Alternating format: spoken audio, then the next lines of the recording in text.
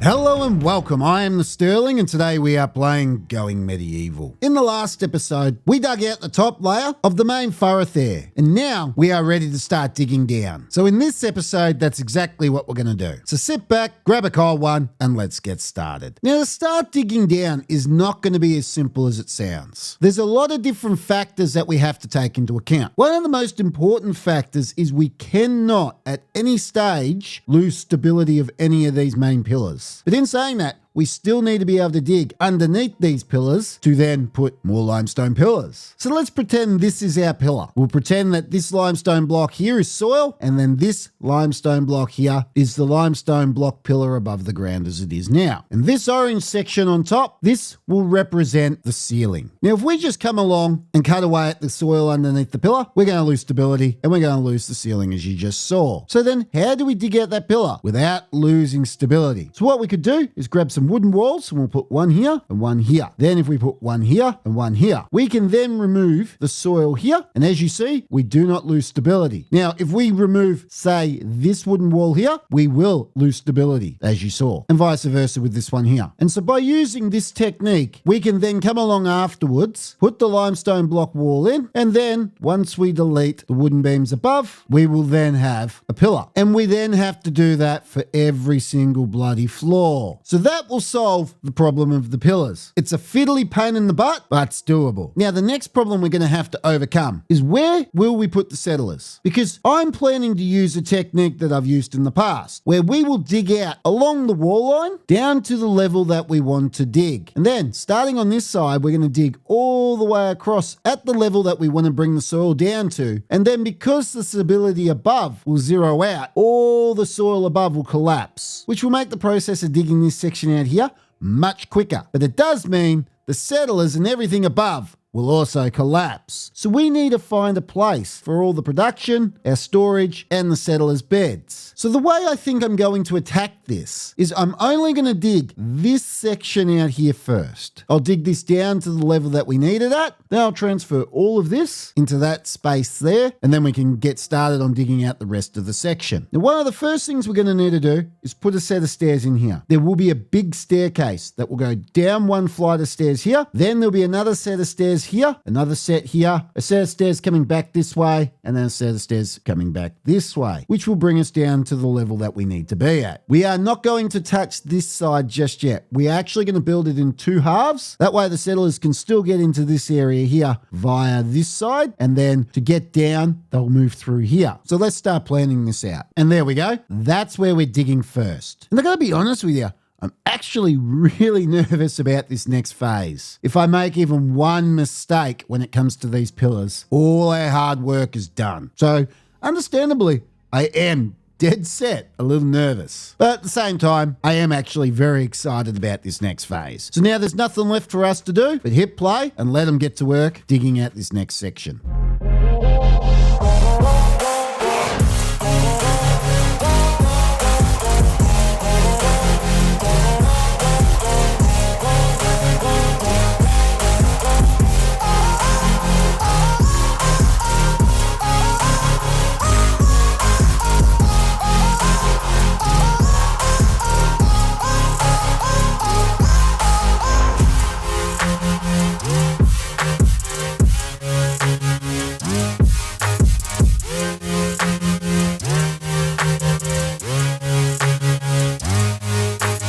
Fantastic. We've now finished digging out the next level and we've added the next load of supports. Moment of truth. Did we lose the roof? No. Everything worked out perfect. I was worried for nothing. Now moving forwards, the way we're going to have to continue digging down the supports is first we dig under the secondary wooden supports. We then replace the soil under the wooden support with more wood, and then we can go underneath the limestone support and add the limestone. Let's add the next level of the dig. So now we're below the ground, we won't be able to dig from above. So we're going to be very careful about the way that we continue digging. So the first thing we'll need to do is add the next level of stairs. So we'll have to dig out this 4 blocks here, which will be limestone. Then we'll need 3 for the stairs. We'll then be down a level, and then we can start digging out the rest of the section.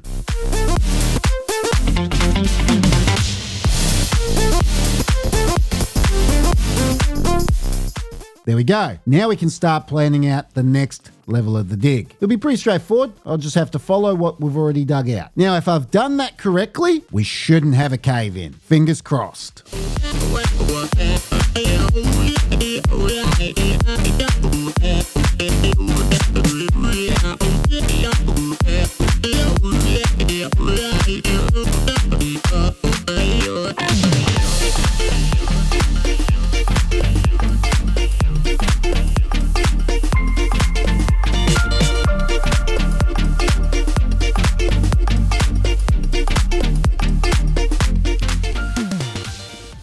Day one of winter. One of the first things we have to be mindful of during winter is heat. We have to make sure that we keep our settlers warm. We do this by using braziers, and we make sure that all our settlers are wearing winter clothes, as you can see here. The other thing that we have to be mindful of during winter is food, as we can't harvest off the farms, which doesn't affect us right now because we don't have any farms. When we do actually have farms, this will become an issue. But if we come over to the wildlife tab, we still have plenty of animals out there that we can still hunt. Though given a lot of these we can't actually get to. But there's still quite a lot of animals in the vicinity, which is good. But other than that, moving into winter, so far so good. The roof hasn't caved in on us, which that is fantastic. Honestly, every time I'm playing with any of these supports, I'm getting a little nervous. Just waiting for that one time I make a little mistake and accidentally dig something I shouldn't and then watch everything crumble. And I know you're probably sitting there going, Sterling, how could you be so stupid to do something like that? Yeah, I might accidentally do something like that. So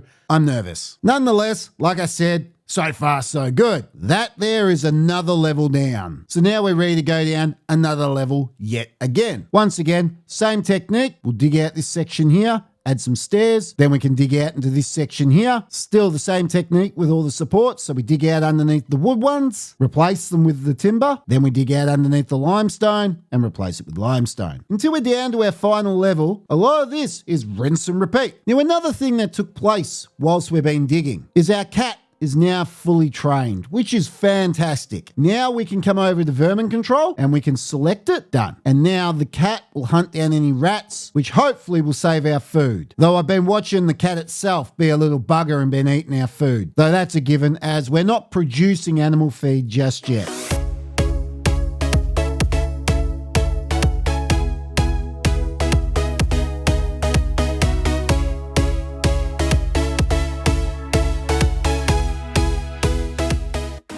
And here we go, the worst part of winter. A cold snap has occurred. Now, for our settlers being under the mountain, a cold snap is not the end of the world because they'll stay warm. But for everybody that is working outside, such as our hunter, this is an issue. A cold snap will slowly start hurting and injuring our settlers. And if one of our settlers passes out due to the cold outside, they can die. Cold snaps can be very dangerous. So we have to keep our eye on our settlers and make sure that none of them are getting hurt, none are suffering from the cold too much, and if they are, then I'll have to drag them inside. We're just lucky that majority of our work is being done in-house at the moment. We come up here to the left-hand menu and click on Show Temperature Heat Map. It will actually show us the temperature inside and out. For instance, outside at the moment is -3 degrees, whereas near the braziers, as you can see, it's indicated as being yellow. It's significantly warmer, somewhere around the 20 degrees mark, as indicated by this graph over here in the left. The darker the blue, the colder it is. The redder the area,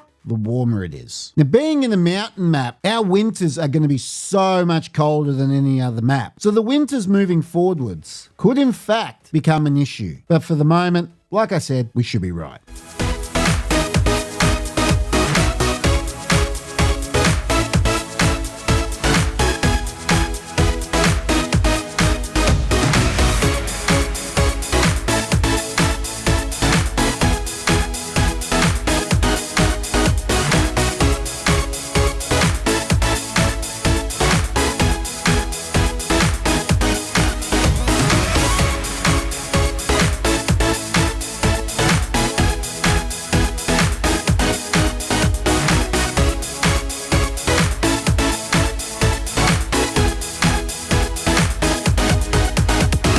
And there we go. We're now ready for the fun part, to start digging out the bottom level. But before we go and do that, let's come up to the research tab because I want to research wooden weaponry, which will unlock the woodwork bench and the bower's table. It will cost us 20 chronicles, which is no issue because we have 384 chronicles. So let's unlock that now. Done. The next thing I want to unlock is fletching 2, which will unlock the longbow and the starve sling. Neither of these things can we use. It will cost us 30 chronicles. Unlock. The next thing I want to unlock is the crossbow level 1. But unfortunately, we can't because we need 20 textbooks to be able to unlock fletching 2. We don't have textbooks, as you can see up here. To be able to start making textbooks, we need to research level 2, which will then unlock the research table so then we can start producing textbooks. It will cost us 30 chronicles. We're going to do that right now. Done. And finally, the last thing I want to unlock here is smelting, which will give us a smelting furnace. It will cost us 30 chronicles. Unlock. Bugger it. While I'm here, might as well do blacksmithing as well so we can unlock the blacksmith's forge. Once again, 30 chronicles. Done. Now, out of everything I've just unlocked, the only thing I'm going to build at the moment is a research table. I'll plop it down right here. And then once that's built, we'll start producing textbooks. I can then go back up to the research tab, unlock crossbows, and then we can start making crossbows. But to make crossbows, it's not just timber we'll need. There's a few other little components that we'll have to produce to be able to create them. But I'll get into that when the time comes. Because now it's time for the fun part. Digging out the bottom level and having all this cave in so then we can actually start putting all our production and our beds and everything down there so then we can start digging out the rest of this area.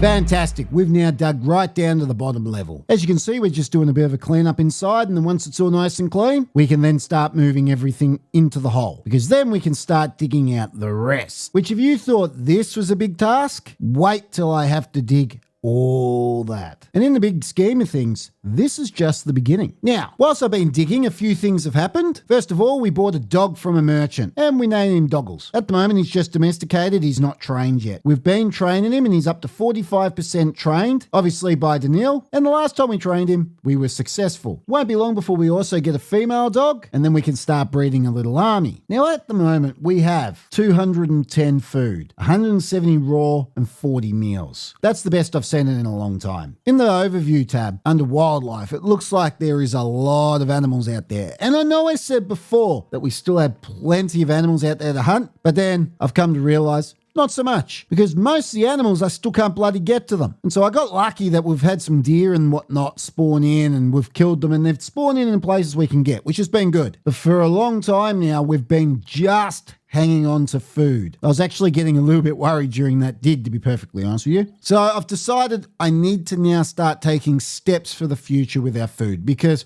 all it's going to take is for us to have a bad winter or any unforeseen event to occur and we're screwed. So I've begun training 2 goats, a male and a female. And then once we domesticate them, I'll then build some sort of pen to then house our goats. And then we'll be able to have a steady stream of milk and meat. For the moment, we're going to have to just keep getting desperate. On top of all that, we have been fishing so heavily for food that I think I've actually depleted all the known fish. And so this is going to get really scary, because as I said in a few episodes ago, a staple part part of our diet is actually fish because it's so accessible. I don't see no fish. So if this is the final episode and everyone starves, I apologize now. But I do think it's time for us to start taking some drastic measures to get around the map to start being able to hunt the animals that are inaccessible. First things first, we're going to put stairs up here, just like so. And then they'll build those stairs and we'll be able to access the animals on top, which that will be good. We'll be able to get an extra few animals here and there. Oh, look.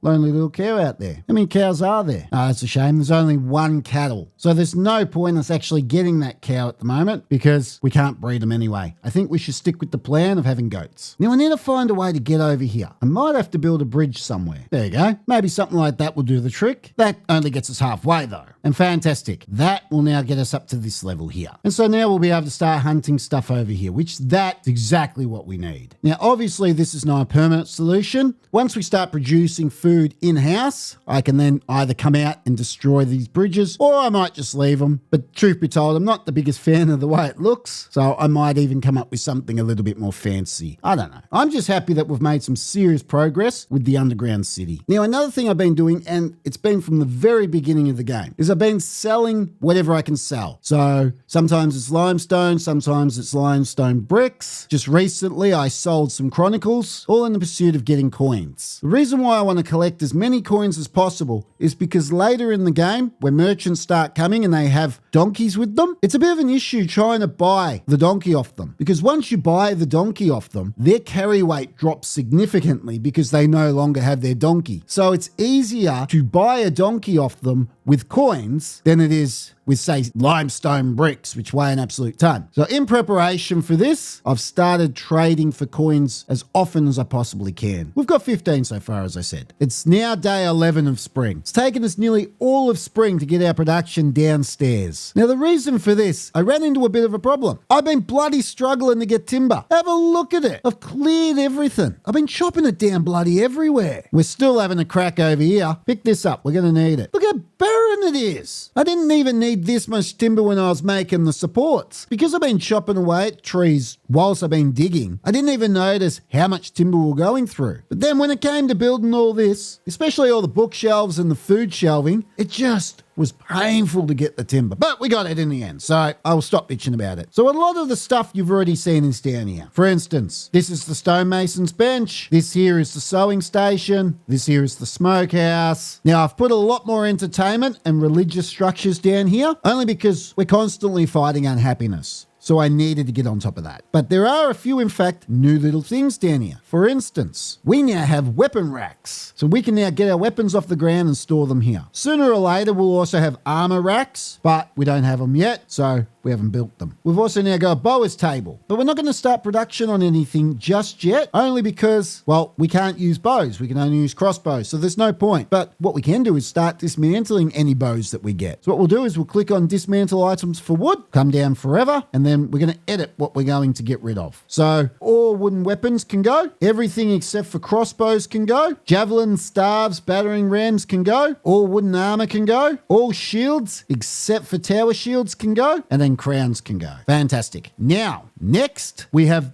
the wooden workbench. Once again, we're not going to be making any sort of wooden weapons. But what we can do is, once again, go to dismantle items for wood, set it for forever, and then same deal. All wooden weapons, all range except for crossbows, all shields but tower shields. Once again, done. Now later, I might actually have to revisit and rethink my stance on using nothing but tower shields if we start running out of tower shields, because regardless, a buckler is better than nothing. Over here, we have two new workstations. We have the blacksmithing forge, which first of all, we're going to start making mechanical components. We will need mechanical components to create crossbows when we can finally make crossbows. So we'll make 10. We're not going to make swords because we don't use swords. We're not going to be making the berdiche. I think it's Austrian, or is it French? I'm not sure if it's berdiche. Is that Austrian?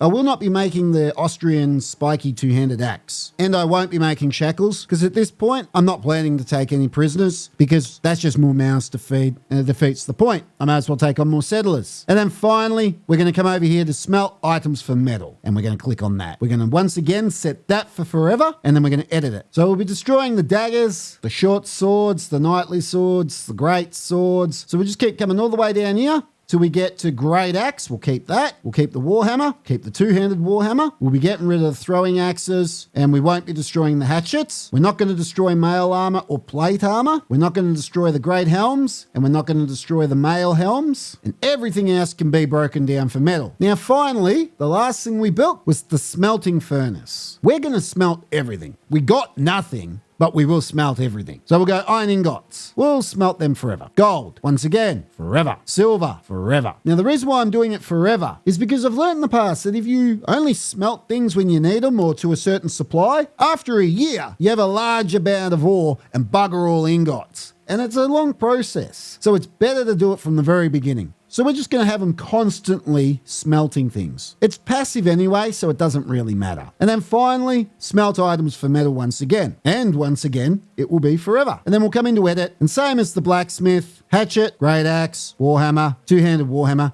these things will keep. Mail, plate, great helm, mail helm, and then everything else can be smelted down. Now, as I've explained in the past, the order in which you set the production is the order that will be done. So the iron ingots will be done before the gold ingots will be done before the silver, and so forth and so forth. Now it's just a matter of actually mining said ore. But for the moment, we really can't, as we have more pressing matters to take care of first, such as digging out all this. But nonetheless, I think we're in a really good position right now. We actually did this a lot quicker than I was expecting, which does give me hope that yes, this is going to take a while, but it's not going to take anywhere near as long as I thought it was going to take. I thought this was going to be painful, but it's not. I'm actually really enjoying it. Unfortunately, that will have to wait for another episode, as this is all the time we have for today. So thank you for watching, and I'll see you next time.